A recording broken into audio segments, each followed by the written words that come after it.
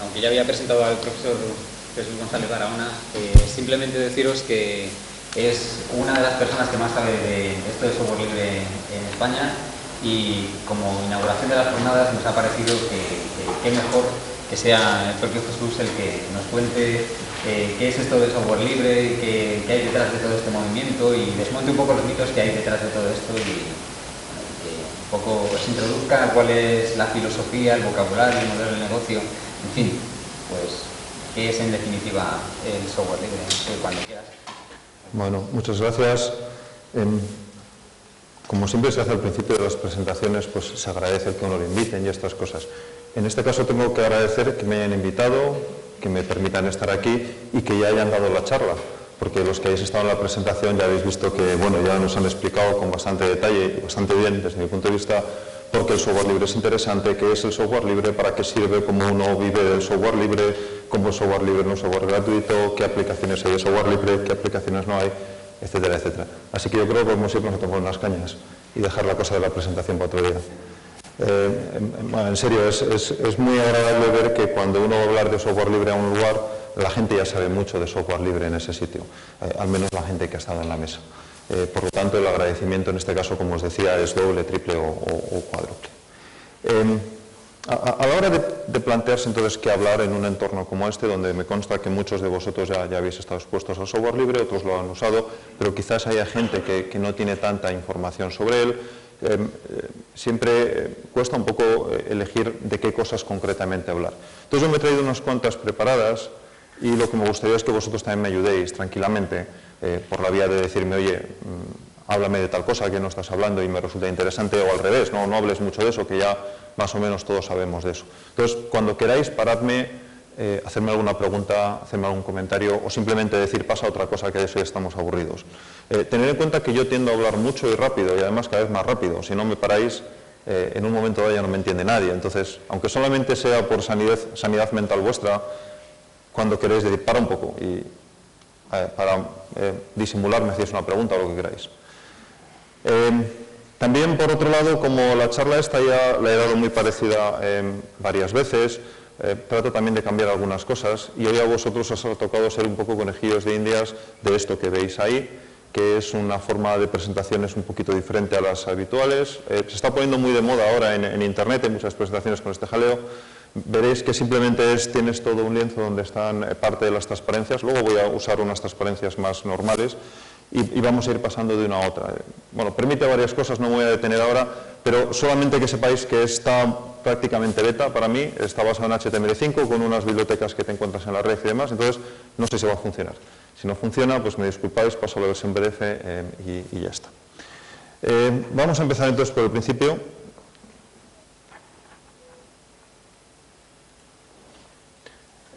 Bueno, como ya me han presentado, soy Jesús González Barahona y vengo a hablar de software libre. Ya se ha dicho qué es el software libre, como comentaba antes, aunque voy a tratar de comentarlo con un poco más de detalle. Digamos que la parte que a mí normalmente más me interesa no es tanto discutir o entrar en detalle de por qué la gente debería usar el software libre. Eso ya os lo comentaré en otros momentos, cada uno de vosotros tomará decisiones. A mí lo que más interesante me parece en estos temas es tratar de explicar por qué el software libre es diferente, pero por otro lado, por qué lo que es más bien diferente es la situación actual que tenemos en la industria del software. Ahora voy a entrar a hablar dentro de un poquillo, y me vamos a hablar de otras cosas, pero tenerlo todo un poco en la cabeza, porque, claro, todo el mundo consideramos normal aquella cosa a la que estamos acostumbrados. Entonces, si a alguien le metes desde pequeño en una sala cerrada, de 2x2, todo el día a oscuras, no le das de comer más que cuando tiene mucha hambre, le tienes con frío, llegará a los 20 años y pensará que eso es lo normal. Y a lo mejor hasta se acostumbrará a ello. Y a lo mejor hasta le metes en una sala cómoda y se va a sentir al menos durante un tiempo raro y extraño. Algo parecido nos ocurre en el mundo de la informática. Resulta que tenemos un mundo bien raro, pero al que estamos tan acostumbrados que no nos parece ni siquiera raro. Luego hablaremos con más detalle, pero si queréis ir pensando por qué el mundo de la informática es tan raro, o desde mi punto de vista, obviamente, cada uno tendréis el vuestro, pero ir pensando en qué puede ser tan raro, o qué cosas hay que, digamos, en otros entornos, o si aplicáramos un poco la lógica normal de andar por casa, diríamos, anda, pero ¿cómo es que esto es así? porque la verdad es que muchas veces cuesta entenderlo bastante. Siempre hay sus razones, obviamente, pero muchas veces cuesta entenderlo. Desde ese punto de vista, el mundo del software libre no es lo raro. El mundo del software libre es lo que probablemente cualquier persona con una mente normal, sana, consideraría como lo normal y lo habitual. Sin embargo, las cosas han cambiado mucho, porque la historia tecnológica de los últimos 30 años, sobre todo, ha sido bastante extraña cuando la ponemos en contexto con otras cosas que han pasado en nuestra sociedad, que es lo que trataré un poco de contar en esa parte de la charla. Pero vamos a empezar por otro lado un poquito diferente. No sé si se ve muy bien desde atrás. Esto es una tira de Vilo y Nano, de ESCOM Linux. Si no los conocéis, es probablemente lo que más interesante de la charla de hoy. Cuando salgáis de ahí, ir corriendo a cualquier navegador, picar Vilo y Nano o picar ESCOM Linux y leeros todas las tiras. Hay decenas de ellas y yo creo que son muy buenas, especialmente para cualquiera que entienda un poco de tecnología informática y demás. Están muy orientadas a software libre, pero hay otros muchos temas y yo creo que son realmente muy buenas. Bien, en cualquier caso, aquí en la viñeta de la izquierda tenemos aquí a uno de nuestros protagonistas y otro por detrás hablando. El que está hablando por detrás se llama Nano, dice: hola Vilo, vengo del mercadillo ese que montan ahí abajo. Y dice: ¿sabes el sistema operativo ese que te gusta tanto, el Xanex? Entonces dice: se llama Linux. Daros cuenta que Vilo es un poco enteradillo y el otro pues no tanto, por decirlo de alguna forma suave. La siguiente dice: sí, el Linux ese, pues te he comprado un peluche de mascota que se llama Hulk, no, Tux, se llama Tux. Ah, bueno, sí, ese, es un bicho, es un pingüino, ahem, sí, un pingüino. Y podéis ver que lo que le trae no es exactamente un pingüino. Bien, me gustó mucho esta tira cuando la vi hace tiempo, porque creo que refleja muy bien el mundo del software libre en la mentalidad de muchos. A estas alturas prácticamente todo el mundo ha oído hablar del software libre, pero la mayoría de la gente que ha oído hablar de software libre tiene ideas bien raras con respecto de qué es el software libre. Y de hecho muchas veces las cosas o las herramientas, digamos, de software libre a las que más expuesto ha estado, no las conoce o al menos no sabe que son software libre. Por ejemplo, hoy día, ¿cuál creéis que es la exposición mayor de un usuario al software libre? Coger un usuario normal, no los que estéis en la sala probablemente, no quiero decir que seáis anormales, pero ya me entendéis. Un usuario normal, ¿cuál creéis que es su mayor exposición al software libre? ¿Con qué cosas está haciendo cuando está exponiéndose más al software libre o utilizando programas libres más habitualmente? ¿En qué ámbito lo hace o con qué lo hace? ¿Perdón? Con un móvil probablemente, depende del móvil que tenga. Como sabéis, Android, por ejemplo, pues tiene gran parte de software libre dentro, iPhone tiene mucho menos, otros tienen también, pero hay entornos donde todavía está más expuesto, que se pueden usar también desde un móvil, pero cierto tipo de cosas, ¿qué os parece? Cuando navegas por Internet, pero en particular cuando buscas por Internet, prácticamente toda la gente usa Google. Y de hecho la infraestructura de Google se utiliza para muchas más cosas. Toda la infraestructura de Google está montada sobre software libre. Cada vez que tú vas a hacer una búsqueda, hay un montón de cajas Linux en alguna parte del mundo haciendo trabajo para ti, con un montón de software libre montado sobre ellas. Toda la infraestructura de Google está montada sobre ello. Por supuesto tiene sus trozos privativos que nadie fuera de Google ha visto, pero la mayor parte de la infraestructura es software libre. Es probablemente el tipo de cosa que hacemos todos los humanos del planeta que más tiene que ver con el software libre, y es más, que sería imposible sin el software libre, porque una empresa como Google, como ellos mismos han reconocido muchas veces, no habría sido posible sin el software libre, y si queréis luego podemos entrar un poco aquí. Sin embargo, la mayor parte de la gente no es consciente de ello. Tú usas ahí Google o cualquier otra empresa de este estilo que también tenga una infraestructura basada en software libre y elige casi la que quieras, elige Amazon o elige, bueno, no voy a empezar a decir nombres, y lo que estás usando en gran medida es software libre. Como estábamos diciendo antes, cuando usas muchos teléfonos hoy día también estás usando software libre. Cuando usas muchos programas de ordenador también estás usando software libre, incluso si lo haces sobre Windows o sobre MacOS, pues es muy posible que hayáis usado Firefox o que estés usando OpenOffice o otros que también son software libre. En muchos casos los usuarios no son conscientes de ello. Ojo, y probablemente es razonable que sea así. Aunque en muchas cosas se puedan perder algunas de las ventajas que lleva el que sean libres. Ahora hablaremos de eso. Ahora, lo que no es razonable es que la gente que, digamos, es más técnica, tiene una formación formal en informática o en TIC, no sea consciente de que todo eso es posible gracias al software libre. De nuevo, adelantándome un poco a la presentación que voy a hacer más adelante, lo raro en cierta medida es que no todo sea así.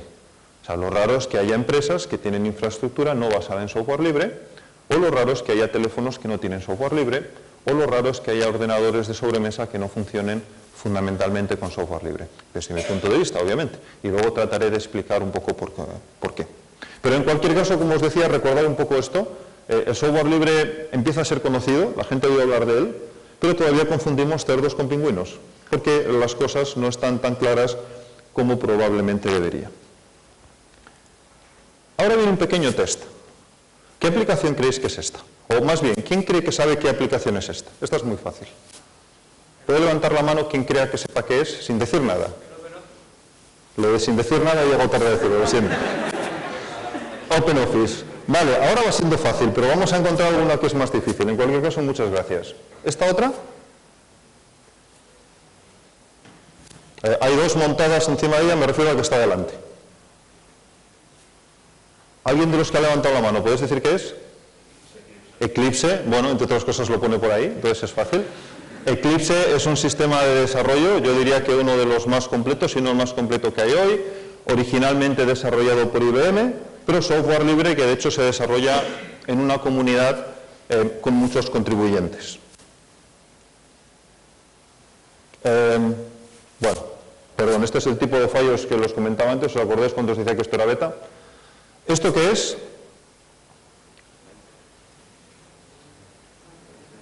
Esto ya como no pone el nombre en la barra es un poquito más difícil. Esto es Evince, efectivamente, Evince.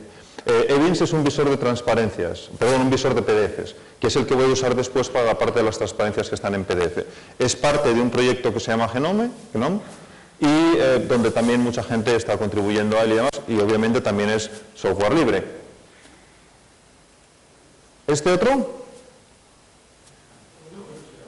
¿Perdón? ¿Cómo habéis dicho? Evolution.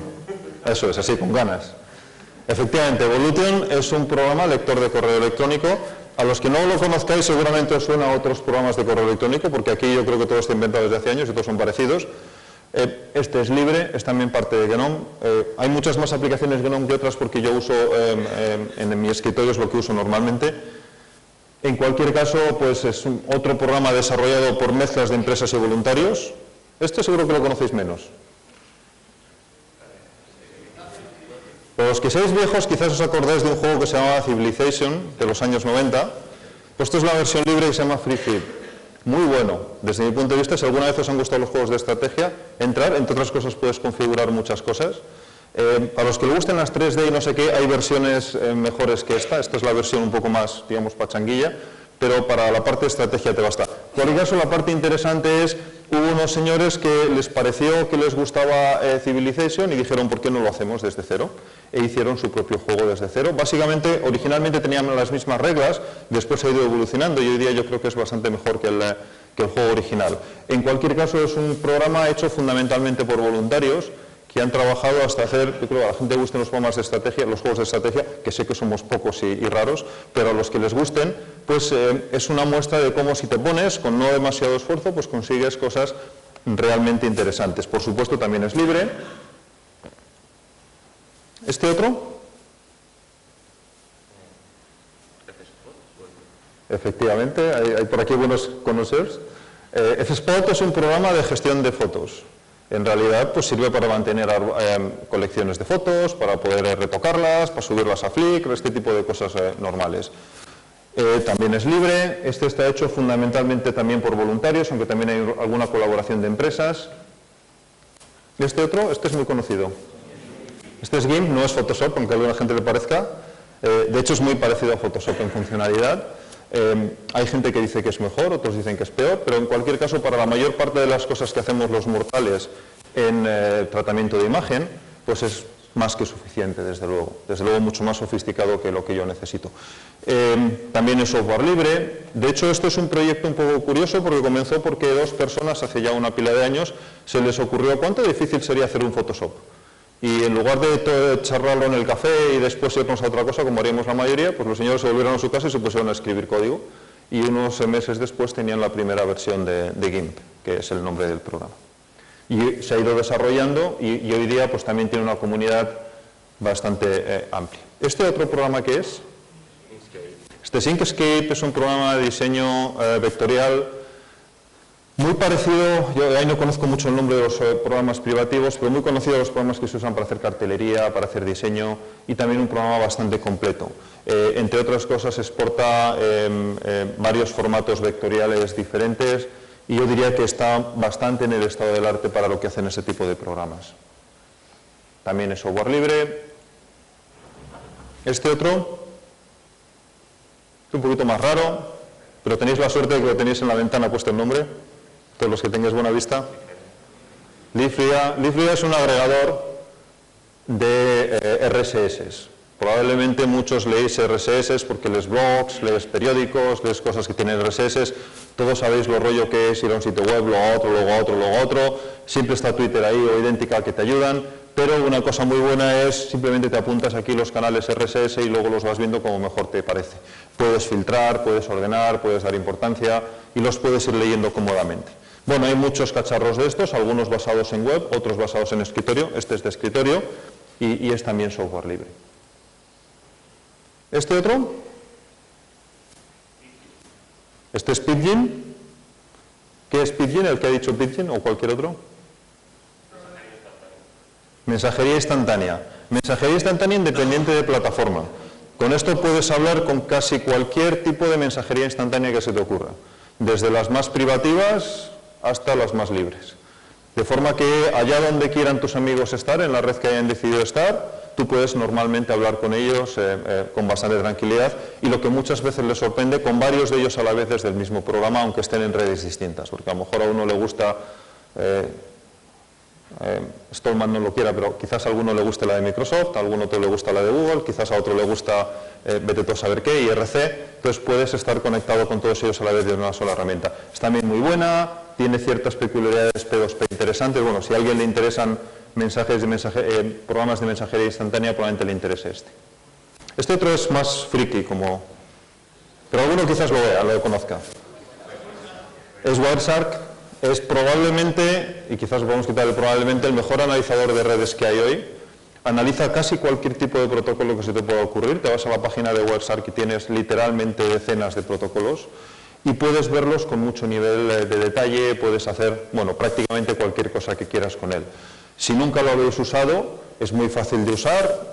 Picarlo en una red Ethernet o en una Wi-Fi o incluso en una red 3G, si tenéis cómo hacerlo, y empezar a ver los paquetes que pasan por ahí. Os aseguro que se ven cosas muy interesantes. Este otro, este es Readbox, pero se parece a Maroc. Es un programa de gestión de música. En este caso, pues permite manejar música que te has descargado, música que esté en la red, y demás. Bueno, puede hacer también bastantes cosas y de nuevo también es software libre. Y os voy a ir dejando de aburrir, ya nos quedan pocos, porque el último es una broma, eso no es ningún programa. Eso es nada más que la licencia de las transparencias. El conocimiento de programas que tenéis en general, por lo que veo, es muy bueno, así que ya no sé muy bien qué contaros en lo que queda. Todos estos programas estaban tratando de mostrar cómo el software libre es una realidad. Alguna gente, cuando viene a una charla como esta, todavía viene a que le hablen de posibilidades. Veo que la mayoría o muchos de vosotros conocéis todos estos programas, por lo tanto ya sabéis que esto es una realidad. Aunque probablemente todos lo sabéis, o muchos de vosotros lo sabéis, no siempre somos conscientes de lo que eso implica. Eso quiere decir que en los últimos, ahora hablaremos un poquito más de ello, pero en los últimos, digamos, 25 años, ha habido gente haciendo programas bajo el paradigma del software libre. Ha hecho tantos programas que tenéis el tipo de variedad que os acabo de enseñar. Y obviamente solo os he enseñado unos poquitos de las varias decenas de miles de programas libres que hay, literalmente. Programas que muchas veces te puedes instalar directamente dándole a un par de botones en un escritorio de un Linux o directamente descargándotelos en un Windows o en un Mac. Por lo tanto, una comunidad de gente, una comunidad de empresas, ha tenido que hacer todo eso durante muchos años. Son programas, muchos de ellos, de gran calidad, que se pueden utilizar para el trabajo diario. Yo me considero un usuario bastante sofisticado de informática y prácticamente solamente uso software libre. Y hay mucha gente que hace lo mismo que yo. Probablemente muchos de vosotros también lo hacéis. Daros cuenta que eso supone, repito, que en los últimos 25 años ha habido una comunidad que ha sido capaz de hacer todo eso. sin planes preconcebidos, sin ver o sin saber en muchos casos exactamente cómo se va a recuperar la inversión, sin que alguien haya venido y haya dicho, venga, 1.000 millones de euros para hacer todo esto. Y sin embargo ha ocurrido. Y está ocurriendo cada vez más. En el mundo del software libre, desde que lo estamos midiendo, ahora unos 15 años, más o menos cada 2 años se está doblando casi cualquier parámetro relevante. Por ejemplo, el número de programas disponibles, número de líneas de código total producida, número de desarrolladores. Por ejemplo, la comunidad de desarrolladores, gente que hace programas de software libre, sin duda es muy difícil de estimar, pero probablemente hoy día está entre el medio millón y los 2 millones de personas, que ya es gente. Y que obviamente todos ellos están contribuyendo de distintas maneras, en distintos proyectos y con distintas intenciones. No deja de sorprender también que todas estas voluntades diferentes estén convergiendo al final en programas que funcionan. Los que habéis tenido que hacer alguna vez un programa, aunque haya sido una práctica pequeñita, sabéis lo que cuesta que un programa no ya haga cosas que debería hacer, sino simplemente funcione. Si además tiene que hacer ciertas cosas concretas y además a satisfacción del usuario, imaginaros lo que es eso. Pues ahora imaginaros lo que es que la gente que lo está haciendo esté colaborando en Internet, en sitios distintos, sin verse cara a cara, unos en sus ratos libres, otros pagados por empresas, unos porque quieren hacer el mundo un poco mejor, otros porque se quieren forrar, y esa combinación nos acaba dando programas que funcionan, hacen lo que deben y lo hacen bien. El cómo ocurre eso, al menos visto desde fuera, pues es prácticamente un milagro. Es esas cosas que cuando a mí me enseñaron ingeniería del software hace unos cuantos años, si metes en un canasto todas las cosas que no se deberían hacer en un proyecto de software, probablemente las haces todas y a pesar de eso sale un programa. Digo, las haces todas porque tienes equipos desorganizados, sin una jerarquía clara, sin un plan de trabajo claro, sin objetivos claros, gente que no se conoce, gente que no se ve presencialmente, gente que no sigue un procedimiento en muchos casos específico de desarrollo. Lo metes todo eso en un canasto, lo agitas un poco y al cabo del año resulta que tienes un programa que funciona. Si eso se lo cuentas a cualquiera, en cualquier empresa que lleve años dirigiendo proyectos de software, te dice, eso es imposible. Bueno, pues esas cosas están pasando. Todavía no sabemos si a pesar de que no se están usando prácticas de la ingeniería del software tradicional, o quizás gracias a ello. Pero eso es algo que probablemente en los próximos años iremos aprendiendo. Me voy a salir ya ahora de esta presentación y voy a el resto que lo tengo, como os decía antes, en el PDF. Bueno, de hecho la primera parte del PDF es el mismo que antes. Unas de las que no ha salido antes de las presentaciones era este. Este sí que sabéis cuál es, ¿verdad? Este es Blender. De estos van a hablar, me parece que mañana. Ahora después, estupendo. Pues sirve de introducción tonta a Blender. Blender es estupendo, permite hacer un montón de cosas y sobre todo es el que permite hacer demos, yo creo que con software libre más vistosas. Así que en cualquier caso es un proyecto muy, muy interesante. Bueno, todo esto es lo que os he contado antes. Como os estaba diciendo, y aquí es donde engancho con la presentación anterior, tenemos hoy día programas libres en muchos ámbitos. Daros cuenta que solo he mostrado programas de escritorio, pero cualquiera que tengáis un teléfono Android en el bolsillo, tenéis mucho software libre en el bolsillo, no todo, hay software propietario también, o software privativo también, pero tenéis mucho software libre en el bolsillo y hay muchas aplicaciones para otros entornos que no son el escritorio. Aplicaciones web o aplicaciones para móviles o aplicaciones de otros tipos que también son software libre. Y lo que es más, hay muchas aplicaciones de las que no se ven, que también son software libre. Por ejemplo, es muy probable que todos los que tenéis una cajita de estas maravillosas que enchufas al lado de la tele y que te graba los programas y todas esas cosas, es muy probable que esa caja lleve por dentro software libre. Fundamentalmente Linux con otras utilidades alrededor. En muchos casos casi solo software libre. Los que tenéis una base Wi-Fi, pues es muy probable que lleve software libre. De hecho, dentro de no mucho, pues vamos a tener coches más o menos normales con software libre embarcado. Probablemente habéis oído hablar de Migo, que es un proyecto de Intel ahora mismo, antes de Intel y Nokia. Pues están embarcando software muy parecido en cuanto a estructura a Linux. De hecho, lo que iba por debajo es un kernel de Linux. Lo están montando, por ejemplo, para el infotainment de los coches, para todo el software que hace que la parte de información y entretenimiento de los coches de nueva generación funcionen. Y así, en uno y otro dominio nuevos, va apareciendo el software libre. Por lo tanto, lo tenemos ya en muchos ámbitos y en algunos ámbitos, de hecho, tenemos muchas opciones y en algunos la opción líder o opciones de las más usadas son software libre. Por ejemplo, ¿me podríais decir quizás el caso más conocido de software que es líder en su sector o quizás seguramente el que más tiempo lleva siéndolo?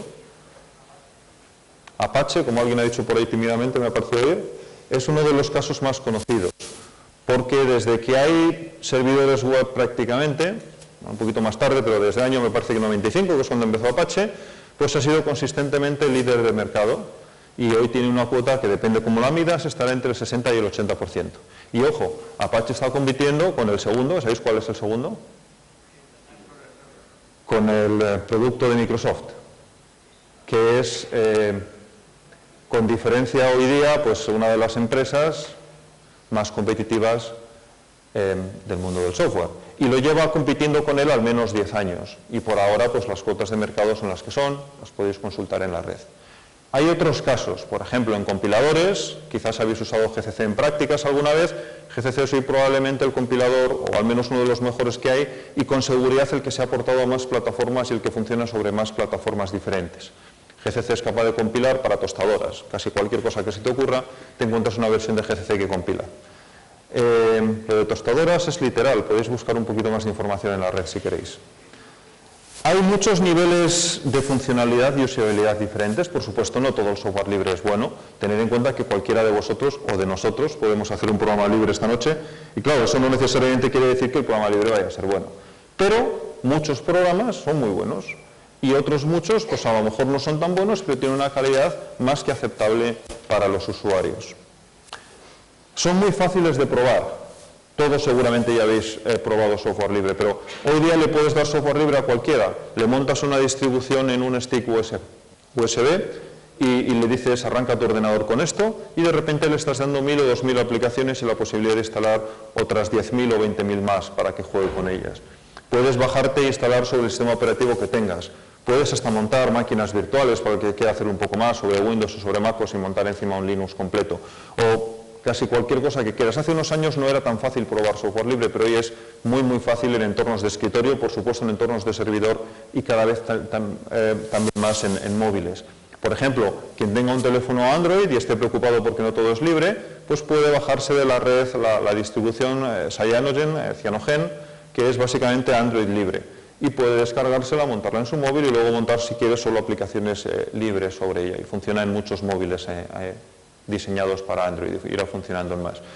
Digamos que cada vez es más fácil estar en entornos, si no exclusivamente libres, al menos que te permitan probar con mucha profundidad el software libre.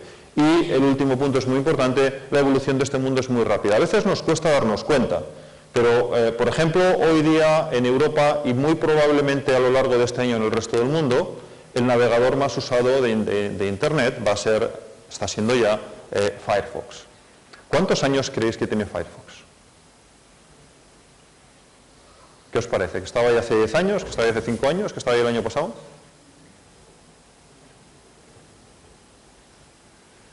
Venga, ¿quién se anima a decir una fecha?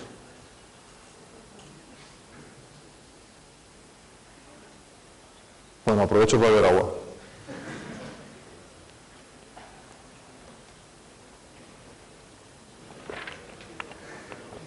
Bueno, pues ante tantas respuestas os queda como ejercicio. Entonces, cuando vayáis a casa, vais y miráis de qué fecha es Firefox. Pero probablemente os sorprenderéis de lo reciente que es. Podéis estar seguros de que en el 2000 no había Firefox. Podéis estar seguros de que en el 2000 y bastante tampoco había Firefox. Entonces, buscar exactamente cuándo. Unos años después es líder del mercado. Muchas de las cosas que estamos dando por supuestas, casi, no existían hace poco. Si uno miraba el mercado de móviles hace solamente 3 años, sabéis que no había software libre en ese mercado, punto. No había nada de software libre en ese mercado. Había algún experimento de Nokia, había alguna otra cosita por ahí de fabricantes taiwaneses o que estaban probando con cosas relacionadas con software libre, pero tú ibas a una tienda a comprarte un móvil y no tenías nada que funcionara con software libre. Unos años después, Android, que tiene hoy día ya la mayor cuota de mercado en smartphones, es software libre. WebOS, el que trata un poco de competir RIM con él, está basado en software libre, aunque tiene mucho software privativo. Symbian ha sido liberado, aunque no se sabe muy bien si eso de Symbian va a ir a algún lado. Han pasado solamente 2-3 años y hay soluciones libres y podría ocurrir que dentro de un año las soluciones fuertemente mayoritarias, a las que te encuentres habitualmente, sean libres. En el mercado de tabletas, por ejemplo, está pasando algo parecido. En el mercado de servidores ha pasado en los últimos 10 años. Es muy probable que si vas a trabajar con un servidor sea software libre. Por ejemplo, si tenéis curiosidad, mirar en qué funcionan los 10 o incluso los 100 ordenadores más rápidos del mundo. Hay un sitio donde se hace una lista de estos superordenadores, no sé qué. De los 10 ordenadores más rápidos del mundo, ¿cuántos creéis que utilizan Linux?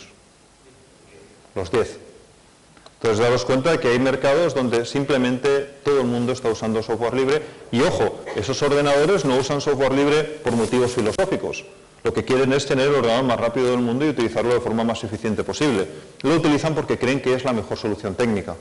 Igual que cuando la gente se puso a diseñar Android, no utilizaron software libre por motivos filosóficos, estaba haciéndolo Google, una multinacional, lo que quiere es fundamentalmente conseguir los mayores beneficios posibles. Lo hicieron porque creían que para sus objetivos empresariales utilizar software libre era la mejor opción que podían tener. Bien, vamos a volver ahora sobre el tema de por qué el modelo tradicional de software libre, el modelo tradicional de informático,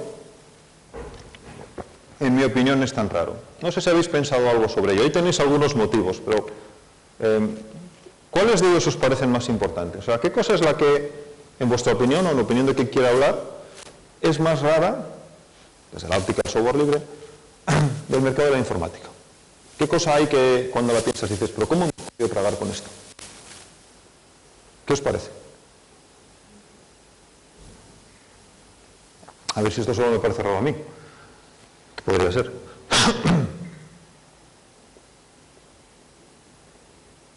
Sí, cualquiera de los. Las imposiciones de uso, por ejemplo, yo compro un producto y me obligan a usarlo de una determinada manera. Es como si me compro una bañera y me dicen, pero es que no te puedes duchar en ella, aunque tenga una ducha. Sí, o no te puedes duchar con alguien, porque a ti lo que te gusta es ducharte con alguien. No, pero daros cuenta que es literal, porque cuando tú te compras un programa que es tuyo, que has pagado con tu dinero, te dicen, lo puedes usar en un solo ordenador. Y si tú tienes 2 ordenadores en casa, pues legalmente en muchos casos no lo puedes instalar en los 2. Otra cosa es que lo instales. Pero legalmente te miras la licencia, esa cosa que viene en el programa, que nunca te lees, suponiendo que lo hayas comprado. Ahí te dice cosas como solo se puede instalar en un ordenador. De hecho, a veces te dice cosas como solo puede haber una copia de seguridad de esto. Lo cual quiere decir que si tú haces copia de seguridad de tu ordenador todas las noches, porque eres un tío y las vas guardando, ya estás incumpliendo también la licencia. Obviamente eso es relativamente importante. Entre comillas uno piensa, la licencia, que le den 2 duros. Claro, depende. Depende porque algún día puedes tener un problema con ello, o puedes estar en una empresa donde el tener un problema o no al final es cuestión de dinero, porque puedes tener una demanda, o cualquier otra cosa. Pero con independencia del riesgo real que tengas o no tengas, lo que no deja de ser curioso es que yo voy a comprar un ordenador, lo compro, lo pago con mis euros, y después me digan qué puedo y qué no puedo hacer con él. Después de haberlo pagado, ojo, no estoy hablando que te lo bajas de internet de no sé qué manera, no, lo has pagado, a veces muy caro, y te dicen qué puedes y qué no puedes hacer con él. De hecho, cuanto más caro, menos cosas puedes hacer normalmente. No deja de ser curioso, como decías, imagínate que te vas a comprar una bañera, o yo suelo decir un martillo, y cuando vas al ferretero te da el martillo y te dice que te olvidas la licencia y tal, y la licencia allí pone, este martillo solamente se puede utilizar en la casa del dueño, este martillo solamente se puede utilizar con clavos cuadrados, porque, claro, simplemente dirías, ¿y qué es lo que me cuentas? Claro, técnicamente sabemos de dónde viene eso. A diferencia de lo que mucha gente piensa, cuando compras un programa, no compras un programa. Compras una licencia no exclusiva de uso sobre el programa. Y ahí es donde viene el por qué el fabricante del programa, el productor, te puede poner cualquier limitación que quiera. Hay programas, por ejemplo, que dicen, en la licencia, este programa no se puede utilizar para hablar mal de la empresa que lo ha producido. Literalmente. Entonces, ¿esas cosas son razonables o no son razonables? Obviamente podemos discutir mucho rato sobre ello. Pero al menos yo diría que hay bases para la discusión. O sea, ¿cómo hemos llegado a permitir que cuando yo voy a comprar algo, lo pago, no tengo un derecho de hacer con ello, y estoy hablando de hacer, ni de copiar, ni de modificar, simplemente usar el programa como a mí mejor me parezca? A mí, de todas formas, como profesional de esto, lo que más me preocupa, lo que más veo, cómo hemos podido pasar por eso, es lo de que no podamos hacer modificaciones a los programas. Si tú coges un programa privativo, tú lo pagas y después de pagarlo no lo puedes tocar. ¿Qué quiere decir eso? Que tú tienes un programa que arranca y tiene un agujero de seguridad, por ejemplo, y tú sabes que lo tiene, porque a lo mejor hasta se lo has encontrado tú, y tú sabrías cómo arreglarlo, porque eres informático, o podrías contratar a alguien que lo hiciera, porque tienes los dineros para hacerlo, pero no puedes, porque solo le puede meter mano el productor original, porque la licencia dice que no puedes tocar ese programa, aunque sepas aunque ni siquiera tengas el código fuente y aún así pudieras. Daros cuenta que eso en gran medida está marcando o ha marcado en los últimos años nuestra profesión, al menos la profesión de la gente que estamos en TIC, porque nos hemos convertido un poco en gente que utiliza ladrillos, no en gente que hace ladrillos. Podemos utilizar los programas tal como nos vienen, pero estás en ciertas empresas o no vas a poder tocar nunca esos programas. Y eso hace que todo un sector de la industria no se haya desarrollado prácticamente. Imaginaros o traslademos a la industria del automóvil, que por cierto está cambiando también ahora. Pero, ¿cómo era la industria del automóvil hace unos años? Tú te comprabas un coche donde querías y lo llevabas a reparar donde te daba la gana. Cuando el coche se te para, pues todos hacemos lo mismo, abres el capó, miras dentro, si eres como yo lo vuelves a cerrar y llamas a la grúa, pero a lo mejor si sabías, pues empezabas a tocar un cable por aquí, un cable por allá y la cosa volvía a andar. O lo llevabas a un taller y alguien te lo miraba. En informática no podemos hacer eso. Cuando el ordenador se nos cuelga, ¿qué hacemos? Le damos al botón de reset, nos quedamos un ratito esperando y volvemos a seguir donde estábamos, sabiendo que nos va a volver a pasar, porque obviamente hay algún problema que no se ha arreglado. Repito, aunque sepamos arreglarlo, o aunque tengamos el dinero para que alguien lo arregle. Claro, tener el dinero para que alguien lo arregle si eres un usuario individual en tu casa suena muy raro, pero imagínate que eres una empresa con 10.000 puestos de uso de ese programa. La cantidad de tiempo que se pierde cada vez que ese programa se cuelga, y no digamos cada vez que ese programa tiene, por ejemplo, un agujero de seguridad, pues es una cantidad muy grande. Que a lo mejor con una cantidad relativamente pequeña podrías haber contratado a alguien para que te lo arregle o te lo repare. Yo creo que desde mi punto de vista esa es la cosa más rara por la que hemos pasado en la profesión, porque lo consideramos normal que nos den un programa, que daros cuenta que los programas, todos los que habéis aprendido programación o habéis hecho algún programa alguna vez en la vida, sabéis que es probablemente la cosa más plástica que tenemos en la historia de la humanidad en cuanto a herramientas. Si uno quiere cambiar un martillo, tiene que saber tallar la madera para el mango o cambiar la parte de metal de arriba, o incluso para una cosa tan tonta como cambiarlo de color, pues lo tienes que pintar y después de que has acabado has cambiado un martillo. En informática todos sabéis lo que es cambiar un programa, es saber cómo hacerlo. Lo sabes cómo hacerlo, entras, cambias 2 líneas de código, recompilas y el programa hace otra cosa. Lo pones en internet y cualquiera que tuviera el programa anterior puede bajarse el nuevo y todos están cambiados. El software desde ese punto de vista es mucho más flexible que la plastilina, podemos hacer literalmente cualquier cosa con él y cuando nos dan una versión de un programa, técnicamente podríamos cambiarlo de cualquier manera que queramos, siempre que sepamos o podamos contratar a alguien que lo haga. Sin embargo, no podemos hacerlo y nos hemos acostumbrado, como os decía antes, a trabajar con los programas como ladrillos, como cosas que nadie puede tocar. Me las dan de una cierta manera y yo me tengo que adaptar a ella, no ella a mí.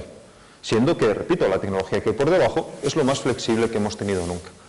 Desde mi punto de vista todo esto es muy muy extraño. Luego hay algunas otras cositas, como el detalle de que no se pueden adaptar a necesidades particulares, que tiene que ver con lo que estaba hablando antes, el gran control que tiene el productor sobre la reparación de los problemas.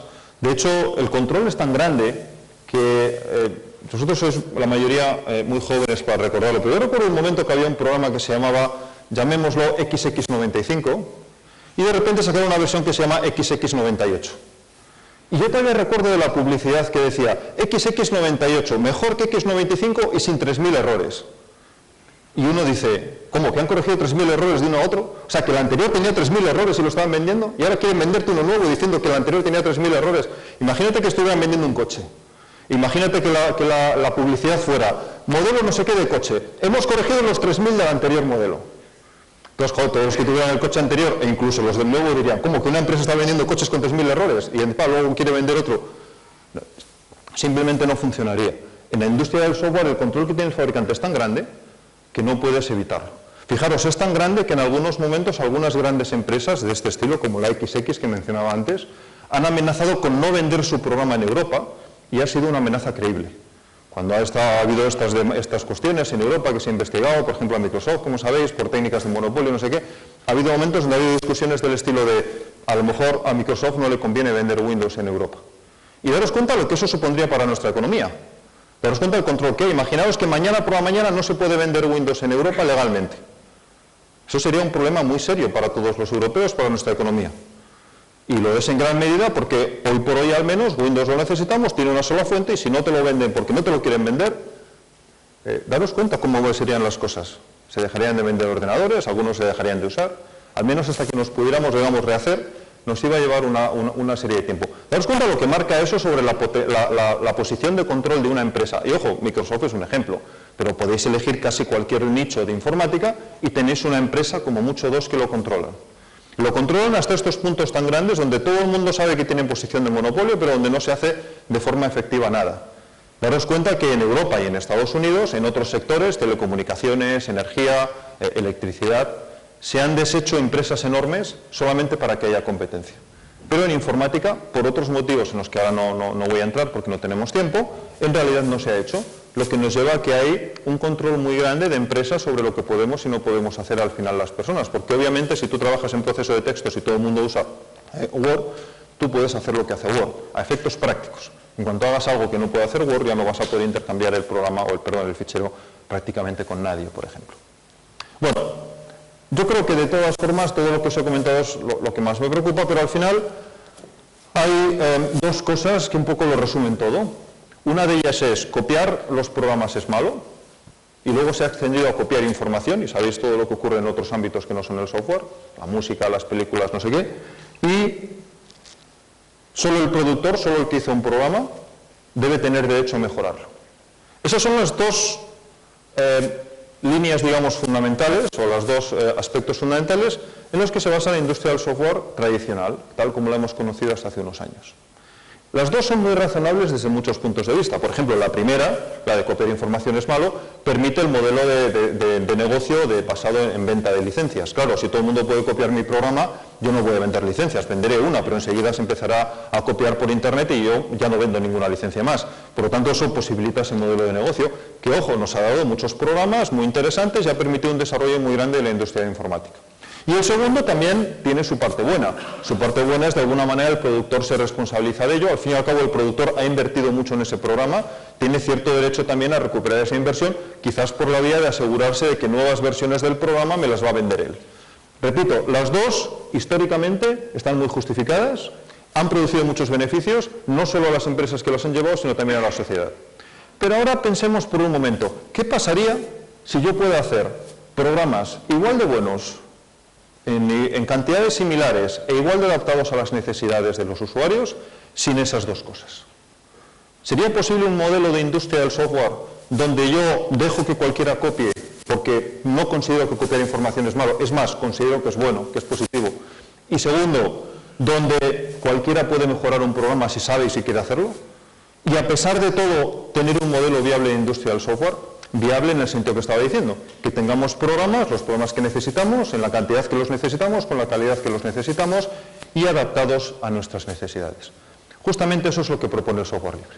De alguna manera el software libre lo que viene a decir, esas dos cosas están bien pero son artificiales. Podemos construir todo un modelo de negocio y podemos construir todo un modelo social de producción de software sin esas dos cosas. Y por lo tanto vamos a ganar mucho porque sabemos que esas dos cosas nos limitan. Y a lo mejor hacen falta en otros modelos de negocio, pero no en el del software libre. Entonces, vamos a ver qué pasa cuando quitamos esas dos cosas y en lugar de prohibiciones las convertimos en libertades. Y esa fue probablemente la mayor contribución de Richard Stallman allá en el año 82, 83, 84. Por eso es muy importante que quien tenga oportunidad pues, vaya mañana a su charla. Porque él, hace 30 años prácticamente, tuvo la capacidad de ver que otro mundo era posible, que las cosas podrían ser de otra manera y aún así que todo el mundo podría estar satisfecho. Y sentó las bases legales, técnicas y casi hasta económicas del software libre tal y como lo conocemos hoy. En retrospectiva es fácil verlo porque, como decíamos en la primera parte de la presentación, hoy tenemos muchos programas de software libre, antes los hemos estado viendo algunos de ellos, hemos estado hablando cómo lo hay en móviles, cómo lo hay en escritorio, cómo lo hay en servidores, cómo lo hay... Pero hace 30 años eso no ocurría. Había que creerse que realmente otro mundo era posible. Y en ese sentido es en el que Richard Stallman y otros, que en aquella época empezaron a trabajar en el mundo del software libre, desde mi punto de vista se les puede considerar visionarios, porque no es tanto que ellos creyeran que había que hacer algo y por encima de todo vamos a hacerlo aunque nos equivoquemos, sino que ellos creían que realmente había una forma sostenible de hacer todo eso. Y no se equivocaron, porque 30 años después, efectivamente, tenemos un mundo del software libre sostenible que ha producido todas estas cosas de las que hablábamos antes. Daros cuenta que si no fuera sostenible, o sea, si no fuera posible seguir con esta tasa de creación de programas, el modelo filosóficamente podría ser muy interesante, pero probablemente no lo podríamos llevar a cabo. Y ahí está la diferencia entre las buenas ideas de café y las ideas realmente puestas en marcha. La idea de copiar es bueno y cualquiera puede mejorar un programa, seguramente a todos nos resulta muy atractiva. Y si estamos un día tomando unos cafés y charlando con otros, seguramente decimos, pues qué bien, ¿por qué no? Parece razonable y tal. Si nos quedamos ahí, bueno, el mundo ha cambiado poco. Hubo gente hace 30 años que pensó, además podemos ponernos a hacerlo. Y entonces el mundo ha cambiado bastante. Y ha cambiado bastante porque lo que ellos estaban tratando de hacer, además, resulta que era viable. O sea, realmente tú te puedes poner a hacer programas y los haces. De hecho, cuando hablo con gente que está en vuestras edades, bueno, al menos las edades de la gente de más atrás de la sala, siempre me gusta recordar que Linux, que es probablemente el sistema libre que más éxito ha tenido, fue creado por alguien más o menos como vosotros. ¿Cuántos años creéis que tenía Linus Torvalds cuando empezó a escribir el código de Linux? Alrededor de 20. Era estudiante de segundo de informática. Un estudiante muy peculiar, ya había hecho antes sus cosillas, por aquí y por allá, había trabajado con algunos de los ordenadores personales de la época, hace ya una pila de años, pero era un estudiante de segundo de informática, descontento con cómo le habían enseñado operativos, o al menos con el sistema que estaban enseñando en operativos, y se le ocurrió, en un invierno de estos finlandeses, que también deben ser curiosos los inviernos finlandeses, pues dijo el hombre, bueno, pues voy a hacer el mío. Y se puso y unos años después tenía Linux. Y cuando digo unos años después, digo que empezó, si no estoy equivocado, en el 91, en el 94 yo ya tenía estudiantes que me pedían que pusiera Linux para prácticas, porque yo tenía otra cosa rara que se llama NetBSD, que quizás alguno conozcáis, también libre, pero los estudiantes ya me estaban pidiendo Linux. 3 años después, estudiantes en la otra esquina de Europa ya conocían Linux lo suficiente y trabajaban con él como para pedirme a mí que estaba en prácticas, que jamás un alumno me había dicho que debía usar yo en prácticas, decirme, ¿por qué no usas Linux que es mejor que lo que estás usando? Solo 3 años después. O sea, es perfectamente factible que alguno de vosotros ahora tenga una idea y dentro de 3 años esa idea la estén usando literalmente millones de personas por todo el mundo. Con el mundo del software privativo es muy complicado, ha pasado en algunos casos, pero es realmente complicado. Con el mundo del software libre las barreras se bajan mucho. Tiene mucho que ver con esto de que copiar información, al menos en según qué casos, realmente es bueno, y con que el que cualquiera pueda mejorar un programa realmente es bueno. Venga, decirme algo que se me seca la garganta. ¿Comentarios, preguntas? Me quedan ya 10 minutillos nada más, así que... Sí. Lo apoyan y lo apoyan muy suficientemente. No, depende, quiero decir... Pero la mayoría del hardware, del software, en Linux no funciona, o funciona muy esporádicamente. Mirar la tendencia. Sí, poco a poco se va... Yo diría que no poco a poco, sino a toda velocidad. En mi opinión, bueno, obviamente la tuya puede variar y depende de qué tipo de cosas estemos mirando. Pero... cuando dices, ¿por qué las empresas no usan no sé cuántos? Te das cuenta que lo que sea de interés para un usuario o para una empresa en concreto, puede no serlo para todos los demás, y luego, pues obviamente no todo el mundo tiene acceso a la verdad revelada, como estáis teniendo vosotros. Digamos que no todo el mundo es capaz de hacer modelos de negocio que se aprovechen como deberían del software libre. Pero al final es una cuestión de competencia. Mirar el mercado de móviles como un ejemplo. Estaban los Nokia del mundo hace 3 años, controlando el mercado. Claro, herramientas completamente privativas. ¿Por qué lo voy a liberar si cada cosa que libere es €1 que pierdo? Porque me la van a tener que comprar a mí y nada más que a mí. Viene Apple. Fijaros cuánto de privativo era el mercado, que el modelo de Apple, que es lo más restrictivo que te pueda echar la cara, fue como un soplo de aire fresco y la gente dijo, se abre el mercado de los...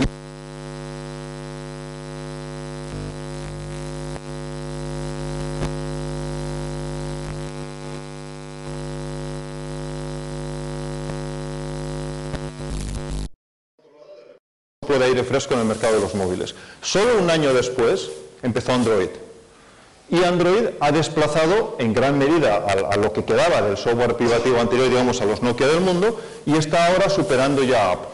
¿Qué quiere decir? Que cuando una empresa ha entrado con un modelo libre adecuado para el mercado, básicamente está acabando con los competidores y lleva 2 años. Por supuesto habrá que ver qué pasa en los próximos, podrían cambiar las cosas, al contrario, pero es poco probable que cambien. En general, en mi opinión, cuando una empresa realmente encuentra cómo utilizar el software libre, simplemente barre el mercado. Un ejemplo muy tradicional también que se suele explicar es el propio uso interno en Google de infraestructura libre. Si pensáis por un momento cómo era Google en el año 98, 2000, era una empresa pequeñísima compitiendo con todos los gigantes de la informática. en un negocio que además todo el mundo quería, que era el buscador de Internet. ¿Cómo consiguió Google sobrevivir? Pues porque se dedicó solamente a innovar en la única parte en la que ellos consideraban que tenían ventaja competitiva, que era en aquella época en el buscador.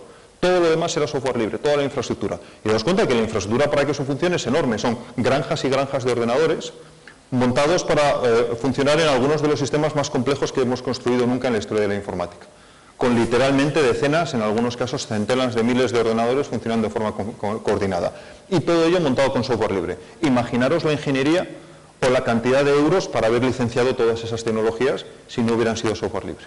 Luego, obviamente hay empresas que han visto, por un lado, cómo utilizar y por otro lado, cómo producir software libre. Eso no quiere decir que en todos los sectores, en todos los mercados, eso haya ocurrido. Y estoy de acuerdo contigo en que hay muchas áreas donde simplemente todavía no hay software libre. Por eso, también hay que ser conscientes de ello. Depende del tipo de cosas que hagas, puedes que no tengas software libre que satisfaga tus necesidades. Depende de dónde lo compres. Hoy día ya, afortunadamente, depende de dónde lo compres. No veis ninguno que venga con un sistema libre. Hoy en Ciudad Real y en casi cualquier parte del mundo conocido puedes conseguir un stick de USB donde en algo así como 20 segundos lo tienes arrancado en Ubuntu. Sí, pero tú vas a un centro comercial y todo lo que hay puesto te viene con Ubuntu. Probablemente se lo deberías explicar a los del centro comercial. Pero quiero decir, no olvidemos, el centro comercial nos venden lo que los usuarios queremos venderles.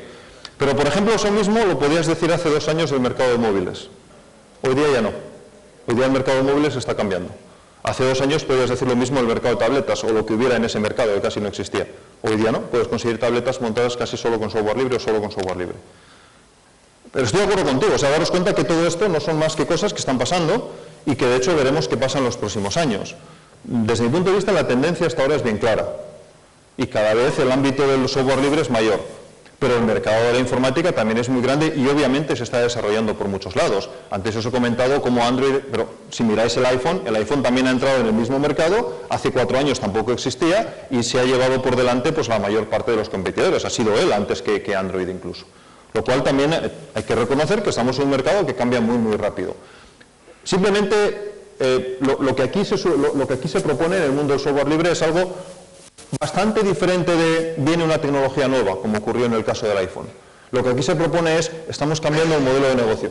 Por eso, hasta cierto punto, estoy de acuerdo contigo en una parte, pero en otra estoy fundamentalmente en desacuerdo, porque desde mi punto de vista, lo que es realmente sorprendente es que hay aplicaciones libres. Cuando uno lo mira desde el punto de vista de, claro, si hago una aplicación privativa, pues me voy a forrar, porque la voy a hacer libre, que es el razonamiento típico de muchos autores y de muchas empresas. Y sin embargo vas ahí fuera, y vale que no hay aplicaciones en todos los ámbitos, vale que en muchos casos no hay cosas que me interesan, pero tienes decenas de miles de aplicaciones maduras, estables y con una base de usuarios grande. No deja de ser sorprendente desde mi punto de vista. Pero me parece muy bien en cualquier caso el comentario, porque conviene poner siempre el contrapeso de, ojo, esto todavía no es mayoritario, y puede que no lo sea nunca, no lo sabemos. En algunos mercados lo está siendo, en el mercado de servidores sí lo es, en el mercado de escritorio claramente no, en el mercado de móviles veremos en los próximos años, en el mercado de embebido veremos en los próximos años. Podría ocurrir que dentro de 10 años nos veamos por aquí por Ciudad Real tomando unas cañas y alguien diga, mira, el chaval que hace 10 años habló con el software libre, ya ni se sabe qué es eso. O por el contrario, diga, coño, ahora resulta que todo es software libre, mira, el chaval aquel tenía algo de razón. Es difícil de saber, pero era mucho más difícil de saber hace 30 años cuando esta gente empezó y desde luego las cosas de 30 años acá han cambiado bastante. Pues muchas gracias por el comentario, que además me ha dejado beber agua. Entonces, con nuevas ganas, paso ya a la siguiente transparencia, que va a ser en realidad la última. Hay otras después, la presentación está colgada en la red, si queréis las miráis, pero ya no voy a entrar en ellas. Esta en realidad ya, hoy hasta me la han hecho, porque en la mesa pues ha habido quien ya me ha definido el software libre y todo, lo cual, pues, como decía antes, estoy muy agradecido. Entonces puedo entrar simplemente a resumir y a marcar algunos puntos muy concretos. Recordar que el software libre no es una tecnología. Software libre no es Linux, el software libre no es Firefox, aunque todos ellos sean programas libres. El software libre es fundamentalmente un modelo legal, lo que no deja de ser curioso. Y de hecho cuando se lo cuentas a los abogados se ríen mucho, porque te dicen aquello de, ya te decía yo que los abogados somos los que dominamos el mundo, y probablemente tienen razón. Pero daros cuenta que en realidad el software libre lo que dice es qué puedes hacer con el programa. No dice cómo está hecho el programa, ni cómo se mantiene el programa, ni qué modelos de desarrollo tiene, ni ninguna otra cosa. Aunque luego resulta que tenemos muchas prácticas de desarrollo, de uso, de etcétera, relacionadas con el software libre y que nos encontramos muy habitualmente. Pero el concepto de software libre es fundamentalmente legal. Es qué me deja el autor hacer con el programa que yo recibo de él. Y daros cuenta que con la legislación de propiedad intelectual, derechos de autor que tenemos en prácticamente todo el mundo, por defecto, si yo me encuentro un programa o yo lo compro, o más bien si yo recibo legalmente un programa, por decirlo de alguna manera, lo que puedo hacer con él está muy limitado. Y además, la legislación da derecho al autor a limitarlo como quiera. Por eso teníamos las limitaciones de uso, de modificación, de copia de las que hablaba antes. Si yo cojo un programa y no me leo la licencia, en principio no sé ni qué puedo hacer con él, salvo quizás usarlo. Y digo quizás porque realmente es quizás, porque la licencia me podría decir otra cosa. Si me leo la licencia, sé lo que puedo y lo que no puedo hacer. En el mundo del software privativo, las licencias se usan tradicionalmente pues, para decir qué no puedo hacer. Y de hecho, te lees una licencia, que suelen ser varias hojas, una detrás de otra, y te dicen un montón de cosas que no puedes hacer. Te has aburrido de lo que no puedes hacer antes de empezar a ver lo que puedes hacer. En el mundo del software libre se utiliza la misma licencia para decir qué puedo hacer. Y eso, de nuevo, es un uso muy creativo de la legislación de propiedad intelectual. Porque la legislación de propiedad intelectual está pensada para limitar los derechos de los usuarios, no lo olvidemos, es fundamentalmente para lo que está pensada. Dentro de este contrato social de, si yo limito los derechos de los usuarios, los productores van a poder producir obras. Que es un contrato social que ha funcionado muy bien durante todo el siglo XIX y gran parte del XX. Es dudoso que funcione hoy, pero durante gran parte de ese tiempo ha funcionado bien. Pero básicamente la legislación empieza a decir cosas como el productor de la obra tiene derecho a decir pues cómo se usa, tiene derecho a prohibir la copia, tiene derecho a prohibir las modificaciones, etcétera, etcétera. De hecho, por defecto está prohibido. Bien, en el mundo del software libre la aproximación ha sido exactamente la contraria. Un programa libre, si yo lo he recibido de una forma legal, el programa libre me garantiza que, o el que el programa sea libre me garantiza que, primero lo puedo usar como yo quiera, segundo, lo puedo redistribuir, y ojo, no solamente es que lo pueda redistribuir un poco así a escondidas, que el autor no se entere y tal, al contrario, el autor me anima a que lo redistribuya, porque él gana cuando yo lo redistribuyo. Cuando alguien que no es programador ni ninguna otra cosa pregunta, ¿y cómo puedo yo colaborar con el mundo del software libre? Pues mira, copia programas para tus amigos, o explícales que se los bajen de internet. No estás yendo en contra de los autores, de ninguna manera.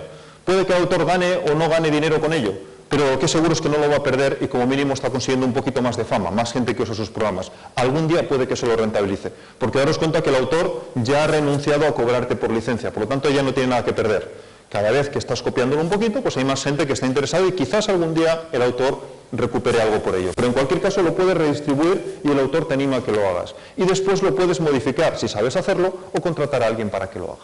Y ahí obviamente aparecen los modelos de negocio para los profesionales. Básicamente que alguien me contrate para hacer cambios a los programas. La última de las líneas, redistribuir las modificaciones, pues un poco permite cerrar el bucle. Mañana los que estéis en la charla de Richard Stallman veréis que os lo cuenta de una forma un poquito diferente, pero si analizáis las libertades tal como las define él y las comparáis con estas, veréis que son básicamente las mismas. Me gusta contarlas así porque creo que se diferencian un poquito más, pero simplemente por eso. Naturalmente, para poder hacer todo esto, tienes que tener el código fuente, y por eso en inglés tenemos este término Open Source Software, que es a efectos prácticos equivalentes a lo que en castellano llamamos software libre. Entonces, simplemente por clarificar, en inglés se utilizan dos términos, Free Software y Open Source Software. Open Source Software a veces se traduce en castellano como software de fuentes abiertas o otras cosas parecidas. Aunque las comunidades de Free Software y Open Source Software son diferentes y la gente que le gusta un nombre y otro son diferentes, los programas a los que se refieren los dos términos son básicamente los mismos y por eso en español yo siempre me refiero a ellos como software libre. Es muy importante desde ese punto de vista que software libre, decir que software libre no es lo mismo que software gratis. Entonces estaba diciendo que el software libre no es lo mismo que software gratis. De hecho, el software libre te puede costar dinero. Tú puedes ir a un sitio, comprar un programa y aún así ser libre. No voy a entrar ahora en los modelos que llevan a eso. En muchos casos me lo encuentro gratuitamente, pero no es la misma cosa. Y por supuesto hay mucho software gratis que no es libre. Para ser libre, el autor tiene que dejarme hacer todas esas cosas que comento. Y ya para terminar, únicamente decir que aunque he dicho antes que software libre en español refleja tanto open source software como free software, la gente en el mundo del software libre somos muy pejigueros con los nombres típicamente y hay gente que le gusta un nombre, gente que le gusta otro y gente que odia completamente el otro. En particular, si mañana tenéis la suerte de ir a charlar de Richard Stallman, no le digáis que es alguien de la Open Source Software Community o algo por el estilo, porque probablemente os tirará con algo, con razón. porque él fue quien acuñó el término free software en inglés. Él piensa que free software tiene la palabra free, que significa libertad, y que es justamente el motivo por el que él empezó todo eso, y no le gustó mucho que otra gente utilizara el término open source, que quitaba la palabra free del medio. Desafortunadamente en inglés, como sabéis, free significa tanto libre como gratis, y hace que cuando alguien en inglés oye free software no sepa si se está refiriendo a software libre o software gratuito. Por ese motivo hubo gente que cambió el nombre y dijo, vamos a poner open source software, que deja claro que aquí no, esto no es gratuito, porque ellos querían venderlo en empresas, y en empresas si ya es gratis malamente lo vas a vender. Entonces, esa ambigüedad del término free, hay gente a la que en inglés le molesta, y por el contrario hay gente a la que en inglés le gusta mucho. Entonces, el que el programa lo puedas llamar de las dos maneras, no quiere decir que no haya gente que se siente mucho más cómoda con el término free que otros con el término open source y viceversa. Afortunadamente en español no tenemos esa ambigüedad, y decir libre es bastante poco ambiguo, y por eso yo creo que en castellano podemos decir software libre y no hay ningún problema con todo eso. Quien esté interesado en las definiciones más detalladas, tenéis ahí abajo dos URLs.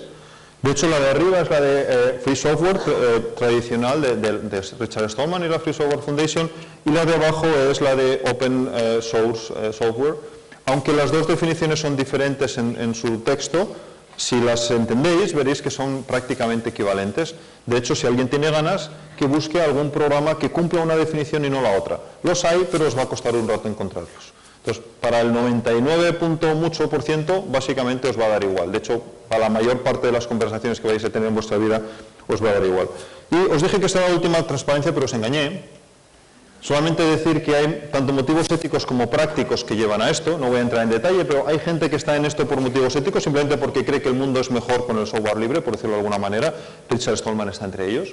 Y hay otra gente que está aquí por motivos prácticos, simplemente porque cree que el software libre es una mejor forma de forrarme, o una mejor forma de producir software de una forma más eficiente, más económica, etcétera, etcétera. Aunque los motivos son muy diferentes, y tenemos gente en estos dos extremos y luego un montón de gente en medio, por ejemplo, gente que le parece que el software libre ayuda a mejorar el mundo, pero también tengo que vivir de algo, entonces si puedo juntar las dos cosas mejor, y así sucesivamente. Lo cierto es que tenemos una comunidad bien curiosa, porque toda esta gente con motivaciones muy diferentes puede trabajar y colaborar juntos. Tenemos multinacionales haciendo programas, como por ejemplo Eclipse, que os decía antes, o OpenOffice, lo han hecho fundamentalmente multinacionales. Luego han venido voluntarios a trabajar y a colaborar con ellos. Y cualquiera, esté en esto por motivos éticos o por motivos prácticos, puede utilizar, mejorar y redistribuir esos programas. Y digamos que el ciclo funciona. Y me voy al final, ahora sí me salto un montón de ellas. Uy, me paso demasiado. A ver si soy capaz de volver. Sí. Solamente algunas referencias para quien tenga interés. Son sitios donde quizás profundizar más si os interesa. Pero en general, si ponéis simplemente software libre en cualquier buscador en Internet, vais a encontrar muchas más referencias. Y hasta aquí hemos llegado. No sé si hay tiempo para alguna pregunta. Sí, pues no sé, entonces si hay alguna pregunta, comentarios, al principio lo que queráis. Sí. Os pasan un micro cuando habléis. Un micro que yo creo que funcionará. ¿Se oye?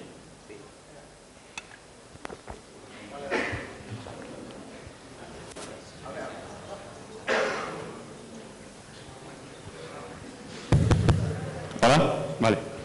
Yo tengo una duda que, bueno, no creo que me inquiete solo a mí, y menos en este ámbito de la escuela, una escuela de informática, y es, vamos a suponer que yo soy un buen programador, es mucho suponer en mi caso, pero, y que hago una aplicación algo revolucionaria y, bueno, mi pregunta es, ¿la libero como software libre o no?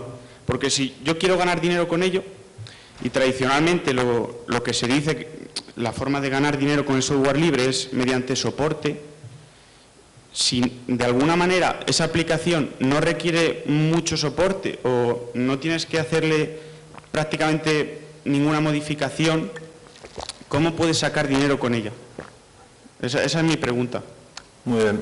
Me tenéis que invitar a daros otra charla, porque hay una que justamente va de ese tema y tiene que ver con al final cómo ganarse los garbanzos, que es lo que a todos nos acaba interesando también. Hay bastante información sobre eso en Internet de todas formas, pero resumiendo una historia que es larga de explicar. Primero, tienes que considerar tus opciones si la aplicación fuera privativa. Hay una anécdota que se suele hablar de Linus Torvalds, es difícil de saber si es cierto o no, pero es ilustrativa en cualquier caso. Imaginaros que en el año 2000 un periodista le pregunta a Linus Torvalds, oye, ¿y tú que has hecho un sistema operativo que utilizan ahora todos los muchísimos de los servidores del mundo, no sé cuántos, cómo es que no lo hiciste software privativo? Te habrías forrado, ¿cómo es que se lo regalas a todo el mundo? Y Linus Torvalds, supuestamente, repito, le contesta, hombre, si yo, estudiante de segundo de informática en Finlandia, hubiera tratado de vender un sistema operativo, simplemente me habría, con perdón, comido los mocos. Eso es literal, o sea, en la mayor parte de los nichos, si ahora queréis hacer una aplicación privativa y queréis tener algún tipo de éxito con ella, realmente os va a costar, pero os va a costar muchísimo. Para empezar necesitaréis un canal de distribución. Los móviles están empezando a arreglar un poquito esto, pero aún así vas a necesitar cómo promocionar tu aplicación entre 200.000 en el market de Android, por ejemplo, ahora mismo, o 250.000 en el del iPhone, y es probablemente la mejor oportunidad que tienes. Entonces, realmente te va a costar mucho sacarle unos poquitos euros solamente a tu aplicación. O tienes otras opciones, que es, bueno, voy a dejar que la gente me ayude con la aplicación. No existe la aplicación que no necesita retoques. Punto. O sea, tu aplicación puede ser buenísima, pero aún así, buenísima para ti, pero para aquel señor de allá resulta que no es tan buena. Quizás por detalles tontos, como que aquel señor de allá habla húngaro y tú hablas español. Y tú, claro, lo has hecho en español, pero al señor le gustaría verla en húngaro. Y claro, tu aplicación es estupenda, pero ya hay que pasarla al húngaro. Obviamente tú no hablas, bueno, no sé, imagino que tú no hablas mucho húngaro. Entonces, claro, no eres la mejor persona del mundo para traducirla, a lo mejor él sí. Ya estamos teniendo una pequeña mejora. Pero a lo mejor resulta que tú lo has hecho para Android. Pero ahora, aquel señor, claro, le gustaría la misma aplicación para escritorio. El 90% de la aplicación vale, pero el otro 10% alguien se lo tiene que currar. Bueno, a lo mejor aquel señor se lo quiere currar. Y así sucesivamente. Y tu aplicación va mejorando. ¿De dónde sacas tú los euros? Esa es una parte muy interesante y que es la que lleva a más discusión. Pero yo diría, primero, has conseguido visibilidad. Si no consigues otra cosa, ya has conseguido mucho. Imaginaros Linus Torvalds, por supuesto la visibilidad que ha conseguido es enorme. El señor este va a trabajar en lo que dé la gana en cualquier parte del mundo, donde quiera.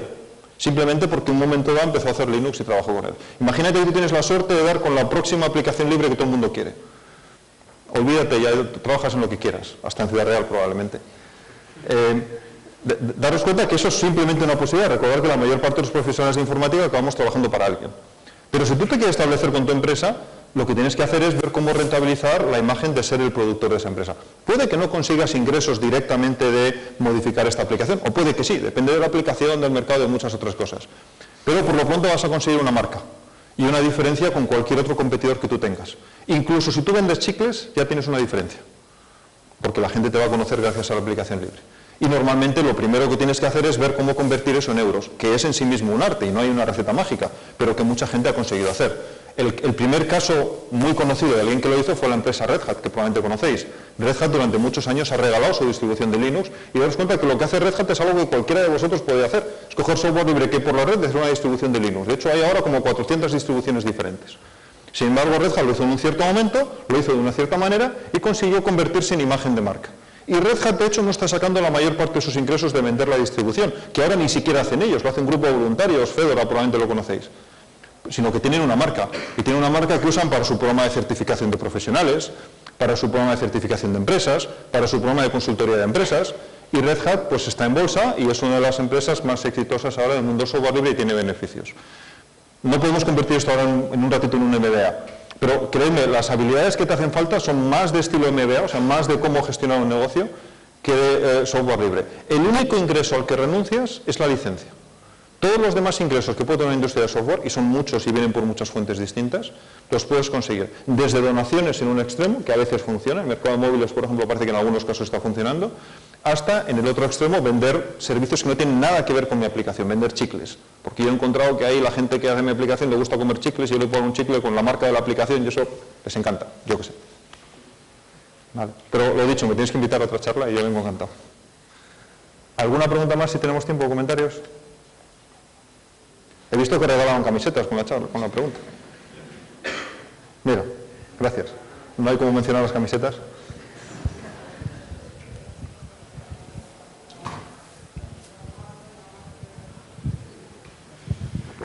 Bueno, pues, yo no soy estudiante de informática, soy uno más del gran público.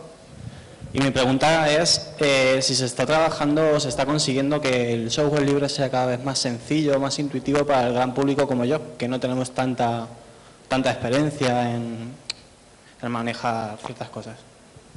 Muchas gracias por la pregunta. Yo diría que el software libre es tan difícil o tan simple como cualquier otro software, depende del programa concreto que estés usando. Si tú alguna vez has usado Firefox, por ejemplo, es tan fácil de usar como cualquier otro navegador, probablemente más, porque de hecho en Firefox la usabilidad y la experiencia de usuario lo han cuidado especialmente. Si has usado Android, aunque partes de la interfaz de Android no son exactamente software libre, pero la mayor parte sí, también ves que es tan fácil o tan difícil de usar como cualquier otro software para móviles. Y así sucesivamente. O sea, hay muchos programas libres que son fáciles de usar, igual que los hay difíciles de usar. Pero ojo, igual que hay programas privativos, también muy difíciles de usar. Yo ahí mi impresión es no hay una diferencia muy grande, depende del mercado al que va dirigido el programa. Ocurre que durante muchos años en la industria del software libre, o en general entre la gente que hacía software libre, los programas iban dirigidos a gente técnica, que quizás la usabilidad, al menos la usabilidad como entiende la mayor parte de la gente, no les preocupaba demasiado. Pero cuando eso ha ido cambiando, y hoy día hay muchas empresas que están orientadas específicamente a los usuarios normales, por llamarlos de alguna manera, temas como la usabilidad se les están teniendo mucho más en cuenta. Y la mayor parte de los proyectos libres conocidos tienen un grupo de usabilidad, hacen test de usabilidad, etcétera, etcétera. Digo, Firefox es un buen ejemplo, pero hay muchos otros que hacen lo mismo. Entonces yo creo que, como todo, irá habiendo mejoras. Pero hoy día ya, si te interesa, por ejemplo, si no has tenido oportunidad de hacerlo, hoy yo creo que cualquier usuario de cualquier tipo se puede fácilmente coger una distribución de Linux del estado del arte. Aquí tenéis una distribución regional, Molinux, pero podéis utilizar Ubuntu, lo que queráis, y la experiencia de uso es tan fácil, como mínimo tan fácil como cualquier otra. O sea, no hay realmente problemas. Yo tengo un niño de 5 años al que le pongo delante el portátil con Debian o con Ubuntu y lo usa igual de bien o igual de mal que otro. Porque lo que suele ocurrir es que a veces estamos acostumbrados a uno. No es que sea más fácil, es que estamos acostumbrados a él. Pero en este caso, incluso las cosas son tan similares que no hay una diferencia. Entonces, quien tiene una idea del software libre es muy complicado, no es para mí, no sé qué, que eche un vistazo a cosas recientes, porque es muy probable que diga, anda, pero si esto era lo complicado, porque en realidad en muchos casos, en mi opinión, no lo es. Gracias por la pregunta. No sé cómo vamos de tiempo, perdón que estoy todo el rato preocupado por el tiempo, pero creo que llevamos retraso. Llevábamos retraso, pero... Sí, como queráis, si queréis, ¿paramos o...? Si alguien quiere hacer la última Bueno, si queréis también, salvo que haya una pregunta muy urgente, yo estoy ahora aquí fuera y si queréis hablamos de cualquier cosa que os apetezca. ¿Vale? Pues, bueno, hay una pregunta muy urgente. Por favor.